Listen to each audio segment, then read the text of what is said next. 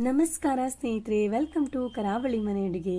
ನಾನಿವತ್ತು ಗ್ರೀನ್ ಚಟ್ನಿಯನ್ನು ಹೇಗೆ ಮಾಡೋದು ಅಂತ ತೋರಿಸ್ತಾ ಇದ್ದೇನೆ. ಈ ಗ್ರೀನ್ ಚಟ್ನಿನ ನೀವು ಚುರುಮುರಿ ಜೊತೆಗೆ, ಸ್ಯಾಂಡ್ವಿಚ್ ಜೊತೆಗೆ, ಬೇಲ್ಪುರಿ ಜೊತೆಗೆಲ್ಲ ಹಾಕ್ಕೊಂಡು ತಿನ್ಬೋದು. ಹೇಗೆ ಮಾಡೋದು ಅಂತ ನೋಡ್ಕೊಳ್ಳೋಣ ಬನ್ನಿ.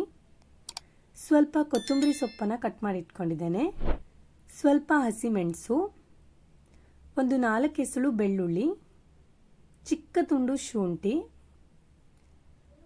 ಸ್ವಲ್ಪ ಜೀರಿಗೆ, ಸ್ವಲ್ಪ ಮೊಸರು, ಸ್ವಲ್ಪ ಉಪ್ಪನ್ನು ತಗೊಂಡಿದ್ದೇನೆ. ನಂತರ ನಾನಿಲ್ಲಿ ಒಂದು ಮಿಕ್ಸಿ ಜಾರಿಗೆ ಕಟ್ ಮಾಡಿ ಇಟ್ಕೊಂಡಿರುವಂತಹ ಕೊತ್ತಂಬರಿ ಸೊಪ್ಪನ್ನು ಹಾಕ್ಕೊಳ್ತಾ ಇದ್ದೇನೆ. ಆಮೇಲೆ ನಾನು ಇದಕ್ಕೆ 2 ಹಸಿಮೆಣಸನ್ನು ಚಿಕ್ಕದಾಗಿ ಕಟ್ ಮಾಡಿ ಇಟ್ಕೊಂಡಿದ್ದೇನೆ, ಅದನ್ನು ಹಾಕ್ಕೊಂಡಿದ್ದೇನೆ. ಅದಾದಮೇಲೆ 4 ಬೆಳ್ಳುಳ್ಳಿ ಎಸಳನ್ನು ಹಾಕ್ಕೊಳ್ತಾ ಇದ್ದೇನೆ. ಆಮೇಲೆ ನಾನು ಇದಕ್ಕೆ ಚಿಕ್ಕ ತುಂಡು ಶುಂಠಿಯನ್ನು ಹಾಕ್ಕೊಳ್ತಿದ್ದೇನೆ.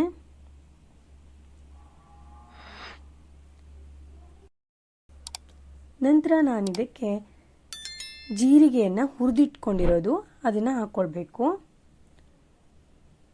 ಆಮೇಲೆ ನಾನು ಇದಕ್ಕೆ 1 ಸ್ಪೂನಷ್ಟು ಮೊಸರನ್ನು ಹಾಕ್ಕೊಳ್ತಾ ಇದ್ದೇನೆ.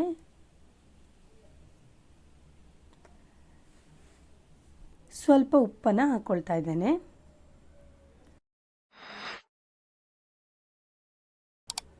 ಅದಾದಮೇಲೆ ನಾನು ಇದಕ್ಕೆ ಸ್ವಲ್ಪ ನೀರನ್ನು ಸೇರಿಸಿ ನುಣ್ಣಗೆ ರುಬ್ಕೊಳ್ಬೇಕು. ಈಗ ಈ ಚಟ್ನಿ ರೆಡಿ ಆಗಿದೆ ನೋಡಿ, ಈ ರೀತಿಯಾಗಿದೆ. ತುಂಬ ಚೆನ್ನಾಗಿರುತ್ತೆ. ಚುರುಮುರಿಗೆ, ಬೇಲ್ಪುರಿಗೆಲ್ಲ ಹಾಕ್ಕೊಂಡು ತಿಂತಾ ಇದ್ದರೆ ನೀವು ಕೂಡ ಈ ರೀತಿಯಾಗಿ ಮಾಡಿ ನೋಡಿ. ಹೇಗಿದೆ ಅಂತ ನನಗೆ ಕಮೆಂಟ್ ಮಾಡಿ ತಿಳಿಸಿ.